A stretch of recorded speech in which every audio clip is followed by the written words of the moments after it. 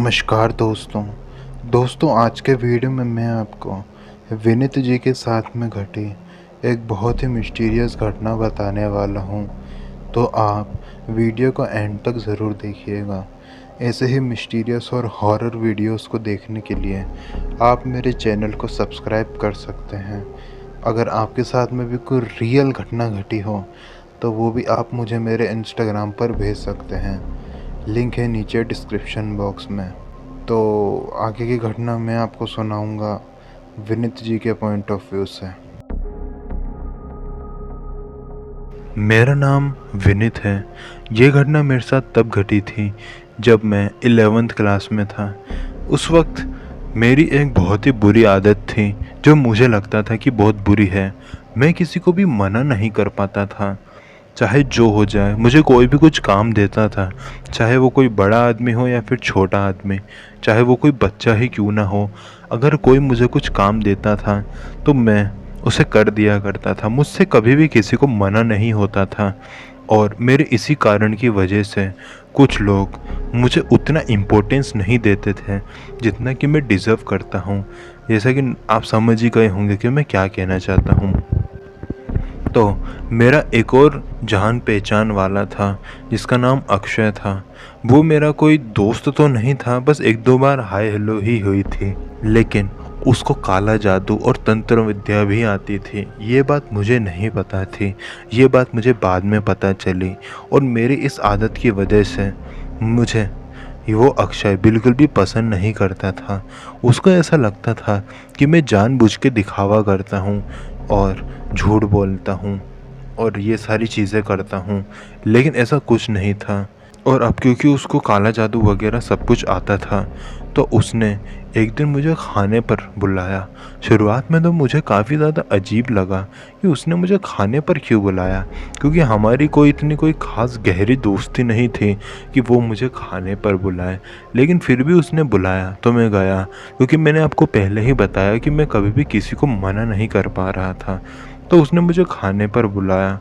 उसने सबसे पहले मुझे अपना घर का खाना खिलाया, जिसमें उसने मुझे दाल चावल खिलाए। और जिस तरह का स्वाद उसकी दाल चावल में था, ऐसा स्वाद मैंने पहले कभी नहीं देखा था। इसका मतलब ये नहीं कि वो दाल चावल अच्छे थे, वो दाल चावल बहुत ही अजीब थे स्वाद में। जो कि नॉर्मली दाल चावल स्वाद में जैसे होते हैं उससे काफ़ी ज़्यादा अलग था।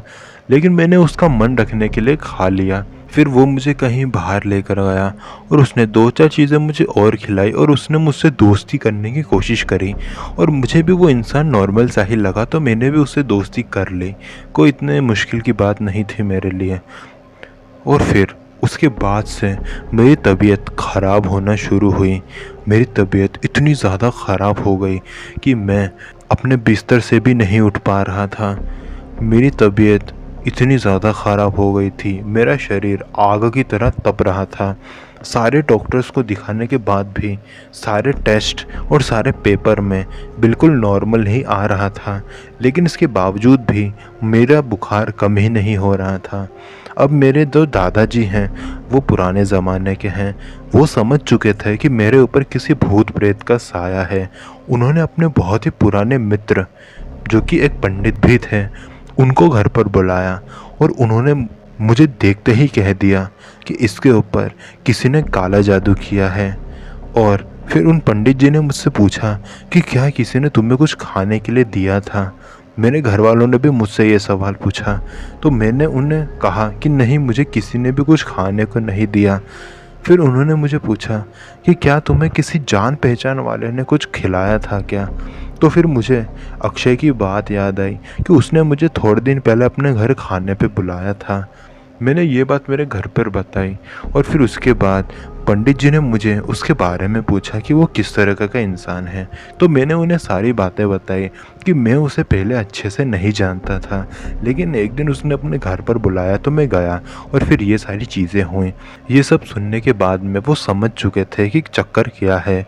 उन्होंने फिर एक पूजा करी, जिसमें उन्होंने पूजा करने के बाद में मेरे ऊपर गंगा जल छिड़का और मुझे पूरी तरीके से शुद्ध कर दिया।